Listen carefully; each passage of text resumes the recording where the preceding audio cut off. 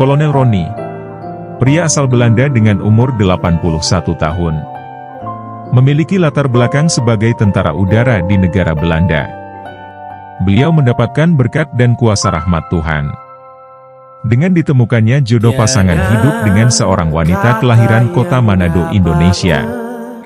Di balik kisah pertemuan ini, mereka dapat dipertemukan Tuhan pada waktu mereka berusia tua.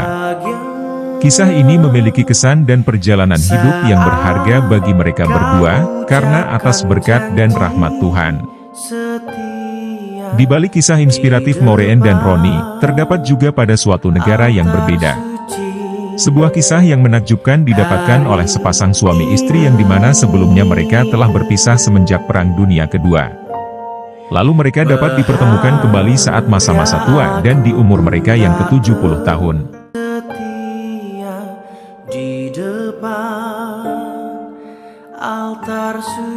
Roni dengan umur 81 tahun, dan Maureen dengan umur 70 tahun. Maureen seorang wanita berusia 70 tahun, asli kelahiran kota Manado, Indonesia. Atas berkat dan rahmat ini, Maureen tidak menyangka apabila berkat yang luar biasa dari Tuhan, dia dapat ditemukan oleh Roni yang berasal dari negara Belanda. Setia dalam kasih dan cinta berdua saat ini selamanya.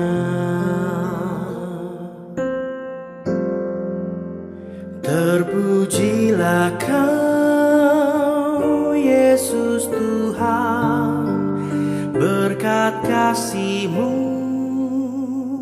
yang... Salam sejahtera bagi kita semua. Semoga berkat dan rahmat Tuhan menyertai kepada kita yang mendengar dan menyaksikan video ini. Rahmat Tuhan tiada pernah hentinya untuk kita semua umat-Nya, bahkan kepada siapa saja yang masih belum percaya kepadanya.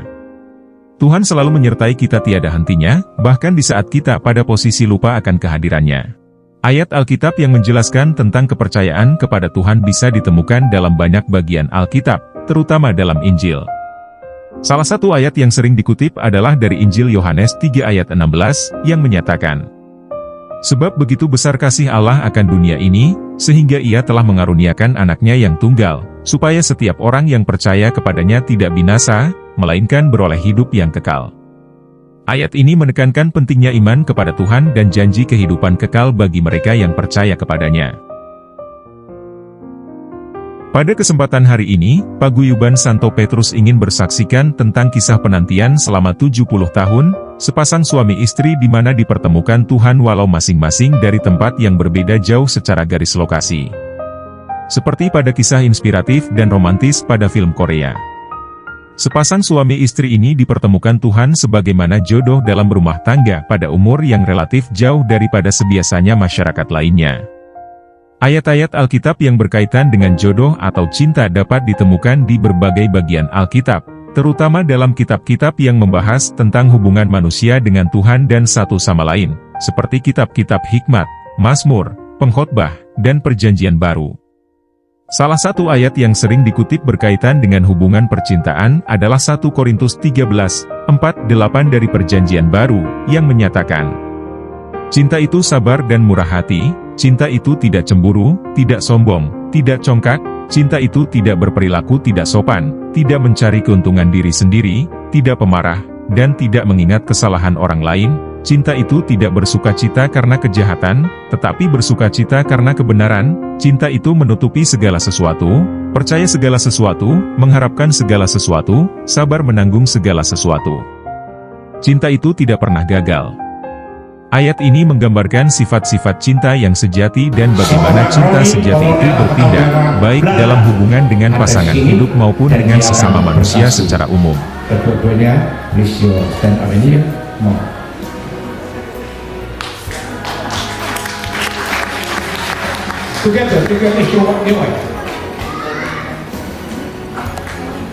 Okay.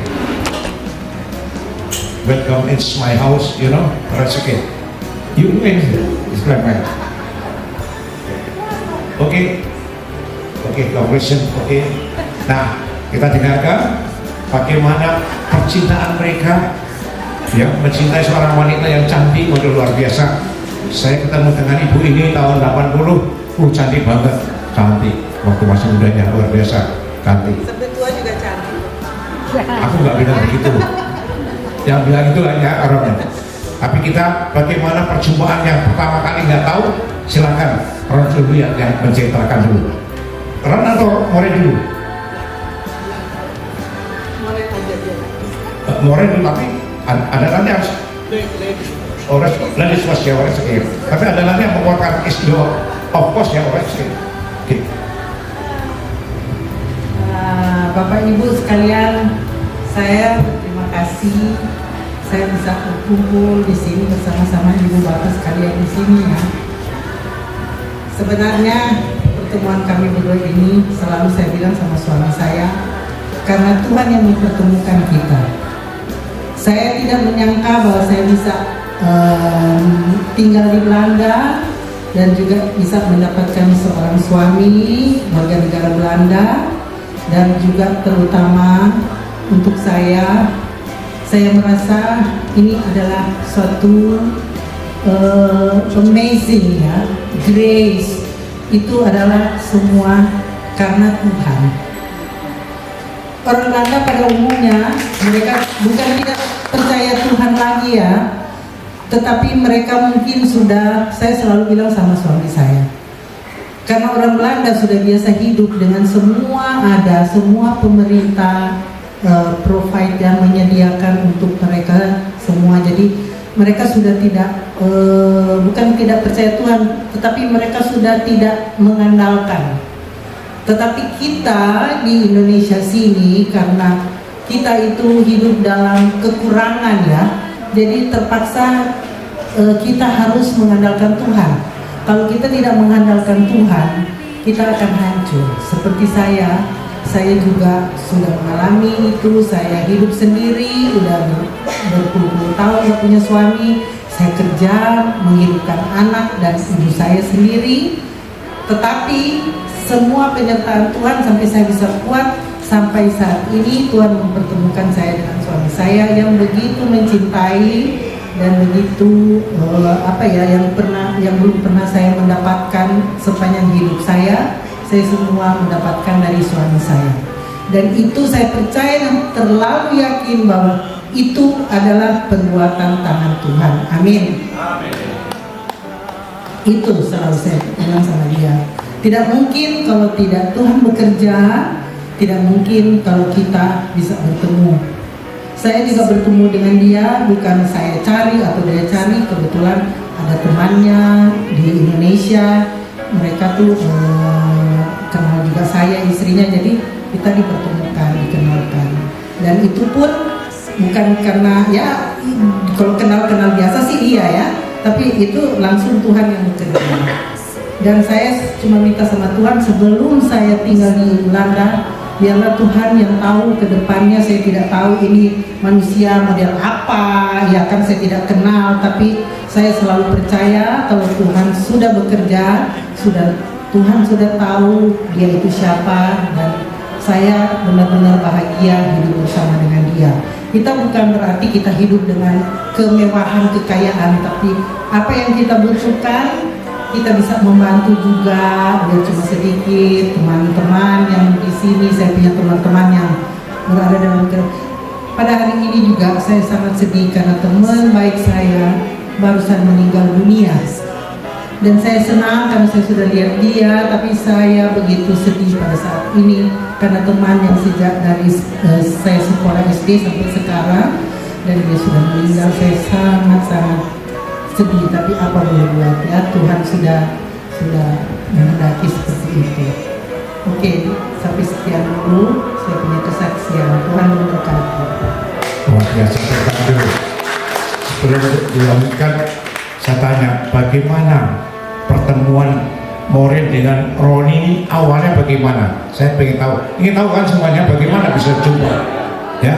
Ini kalau pikir pulau nan jauh bisa di Euro, ini pulau yang kecil dirobohkan kota desa di situ, kok bisa ketemu, bagaimana ceritanya? Ya, ketemunya dipertemukan sama teman saya sebenarnya, ya kan. Saya terus terang waktu saya sudah pensiun kerja, saya dari memang muda kerja terus untuk membiayai keluarga ya. Jadi saya tidak ada waktu untuk mencari partner. Tapi begitulah kalau Tuhan bekerja. Saya udah mau cari di internet. Teman bilang cari di internet, begono begini begono. Ya nggak ada yang benar-benar juga. Jadi terpaksa saya diam aja. Tiba-tiba kok Tuhan mengirimkan ya. Tuhan perkenalkan kita dan kita chatting. Tiba-tiba dia datang. Saya juga kaget.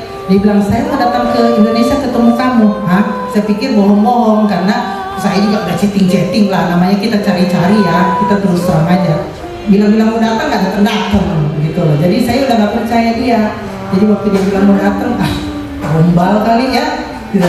Akhirnya tiba-tiba dia udah kasih tunjuk tiket, dia mau datang. Hah? Kaget banget saya. Kamu jemput saya ya, dia bilang gitu. Kaget saya. Ini orang kok bener-bener ya. Terus tiba-tiba saya mau lihat kampung kamu ya. Nanti kalau saya ke Indonesia. Wah, kok dia serius sekali gitu loh. Dan sudah kita ketemu udah jalan makan segala macam. Tiba-tiba dia mengundang saya kan ke Belanda. Dia bilang, ayo kamu coba lihat katanya keadaan saya. Dan sampai sekarang apa yang dia ucapkan sama saya, dia tidak pernah ada kebohongan. Dari pertama dia bicara sama saya, dia tidak menjanjikan ini, dia tidak menjanjikan itu. Dia bilang, kamu lihat aja, kalau kamu cocok atau apa, kita teruskan. Kalau enggak apa-apa, kamu lihat aja.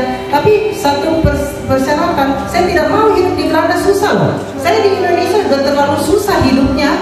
Terus terang bukan makan mata duitan. Tanya dia, saya bilang, tapi saya tidak mau, saya susah. Dia bilang, coba datang lagi. Ya, saya lihat, ya puji Tuhan. Gitu loh, kita masih bisa keliling-keliling tiap kali. Ini pun setelah ini kita mau jalan lagi ke Pulau Island, tiap kali kita jalan. Ya, dia ada tabungan buktinya, tapi saya tidak pernah tanya dia, berapa kamu punya tabungan? Nggak pernah saya tanya. Saya cuma percaya dan yakin kalau Tuhan sudah kirim saya di sini, berarti Tuhan sudah persiapkan saya punya masa depan. Saya tidak pernah mengandalkan manusia. Kalau dia suami saya tidak pernah, saya katakan saya tidak pernah mengadakan, saya cuma tahu bahwa Tuhan yang menyiapkan saya punya masa depan. Amin. Gitu aja. Jadi nggak banyak permintaan. Terima kasih. Oke. Pertanyaan terakhir. Apa yang menarik dari muka Ron ini? Tinggi, kecil, uni, pilot, pembom Indonesia. Apa yang menarik?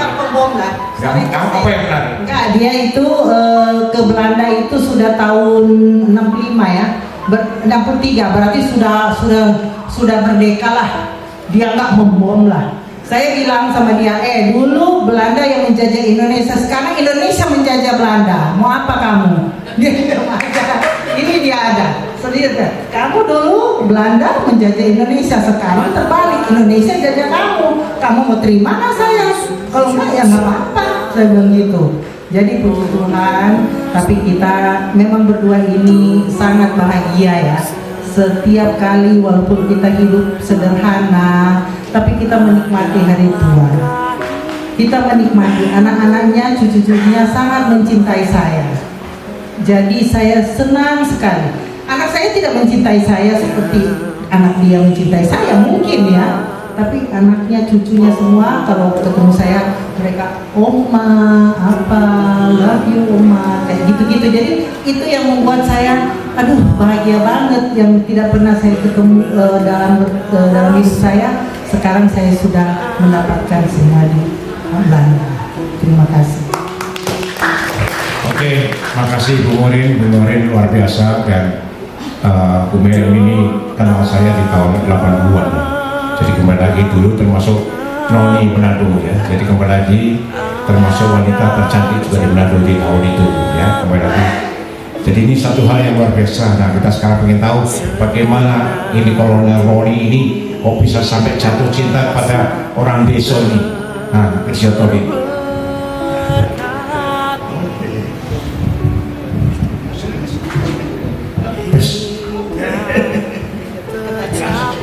Maaf untuk bahasa Indonesia saya, ya, sudah lama. Sudah lama.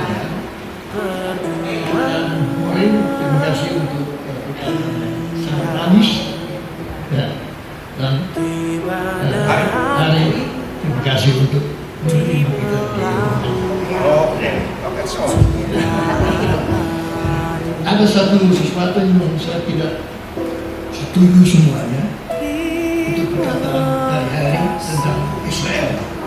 Saya mau bikin koreksi sedikit. Kita bukan anti Israel, tetapi kita anti pemerintah Israel ya. Kenapa? Karena kemanusiaan tidak ada. Itu yang penting. Apalagi di Belanda kemanusiaan sangat tinggi. Itu yang penting. Itulah saya mau bilang.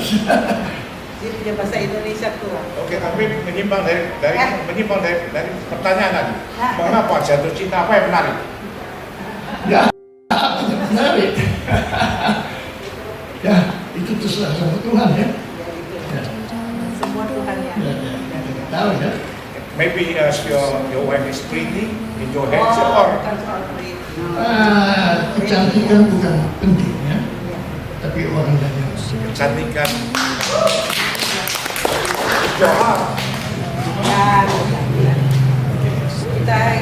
Ya, dia selalu tidak mementingkan kecantikan, tetapi saya terus terang sama dia ya. Tidak pernah saya menuntut banyak.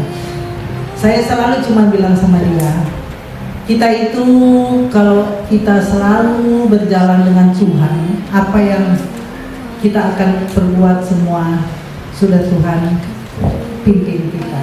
Tuhan selalu apa ya, kita nggak bisa, saya juga di sana. Bukan saya bilang saya senang juga, karena saya punya anak cucu di sini, saya kangen ya. Biar gimana? Tapi saya nggak bisa ketemu tiap kali dong. Kalau saya tiap kali saya kan nggak punya uang untuk tiap kali mesti pulang. Ya toh, jadi ya begitulah. Saya cuma selalu ya Tuhan, berharap aja apa yang terbaik Tuhan membuat, terutama kesehatan kita udah tua begini, biar banyak uang kalau kita sakit bagaimana ya. Jadi itu aja, nggak banyak permintaan saya. Dan kita duduk sama dia berdua, tidak pernah menuntut. Kalau saya bilang saya udah malas masak, kamu masak, ya masak. Jadi saling mengerti lah, itu yang utama. Gitu. Oke. Tepuk tangan untuk semuanya. Jadi saya sampaikan dengan Maureen, selamat datang di Paguyuban Santo Petrus. Karena doa Santo Petrus senantiasa berdoa untuk para janda, duda, yatim piatu, dan para penyandang cacat. It's every morning, every day, I'll talk for a lot of prayer special for you. Alright, okay? Nah, kekuatan doa ini membawa kebahagiaan kepada semua orang tatkala kita percaya dan pasrah. Hari ini juga demikian. Seorang Ron juga pasrah dengan Maureen juga pasrah keduanya, dan mereka bersatu, satu cinta, satu kasih yang luar biasa. Tepuk tangan untuk mereka semuanya. Tuhan memberkati. Oke, sukses. Conclusion, okay, success and happy. Alright, sweet.